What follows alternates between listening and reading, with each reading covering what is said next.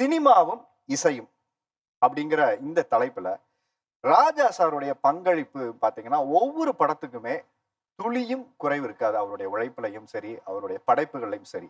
ஆனா எந்த பாட்டு இந்த வரிகளுக்கும் இந்த இசைக்கும் அப்படியே பிக்சரைசேஷன் பாத்தீங்கன்னா அந்த காட்சி அமைப்புகள் அப்படி ஒன்றி போகுது. இன்னைக்கும் என் மனசுல இந்த காட்சி அப்படியே நிக்குது. இளையராஜாவும் சிச்சுவேஷனும் அப்படின்னு நீங்க கேட்கும்போது காலேஜ் டேஸ்ல கல்லூரியில அவங்க அந்த ஏஜுக்கு அவங்க மைண்ட் செட் ஒரு மாதிரி இருக்கும். ஸோ நான் படிச்சது கும்பகோணத்துல.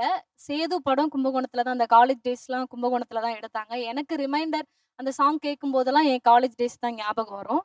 அந்த வகையில ஸ்டூடெண்ட்ஸ்லாம் எப்படி இருக்கும் மைண்ட் செட்டு அப்படின்னு அவர் இசையமைத்த பாடல் வந்து பொட்டும் வச்சு பூவும் வச்சு பொண்ணு ஒண்ணு போனா ஏ சிட்டான் சீனுக்குச்சான் ஏ சிட்டான் சீனுக்குச்சான் இல வட்டம் எல்லாம் சுத்தி வரும் தானா இலசுகளை தடுத்தா அது கேட்காது பழசுகளை திரும்பி அது பார்க்காது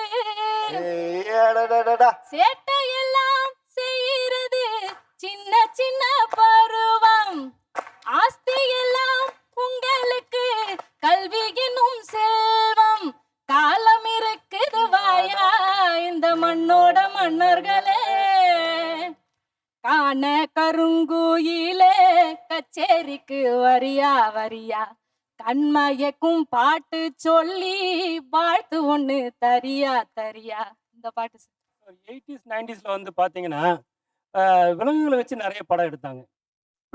ராமநாராயண் படம் இந்த மாதிரிலாம் பார்த்துருப்பீங்க. அப்போ அன்னை ஒரு ஆளையும் கூட அப்பனே அப்பனே பிள்ளையார் அப்பனே அப்படின்னு சொல்லி ஒரு பாட்டு கூட வந்திருக்கு இல்லைங்களா? அது மாதிரி ஒரு அண்டர்ரேட்டட் பாட்டு, அதாவது 2 நாய் வந்து டூயட் பாடுற மாதிரி சார் சிச்சுவேஷன். 2 நாய் டூயட் பாடுற மாதிரி செல்வின்னு ஒரு படம். அந்த பாட்டு கேட்டிங்கன்னா அவ்வளோ அற்புதமா இருக்கும். ஆனால் அந்த இதில் அந்த யூடியூப்ல அந்த பார்த்தீங்கன்னா டைரக்டர் இப்படி இந்த அருமையான பாட்டை வந்து இப்படி வேஸ்ட் பண்ணிட்டாரு அப்படின்னு சொல்லி அந்த பாட்டு பற்றி நிறைய கமெண்ட்ஸ் போட்டிருப்பாங்க. ஆக்சுவலாக அப்போ அந்த அந்த சிச்சுவேஷனுக்கு அந்த மாதிரி அவர் அவ்வளோ சூப்பராக போட்டு கொடுத்துருப்பாரு. ராஜா சாரோட பெரிய பிரச்சனைய ஹீரோயின் காதலிக்கிறதுக்கும் எக்ஸ்ட்ரா நிறைய பாட்டு போடுவாரு. நாயை காதலிக்கிறதுக்கும் உச்சபட்சமா ஒரு பாட்டை போட்டு கொடுத்துருவாரு. நீங்க பாருங்க, அவ்வளவு சூப்பரா இருக்கும்.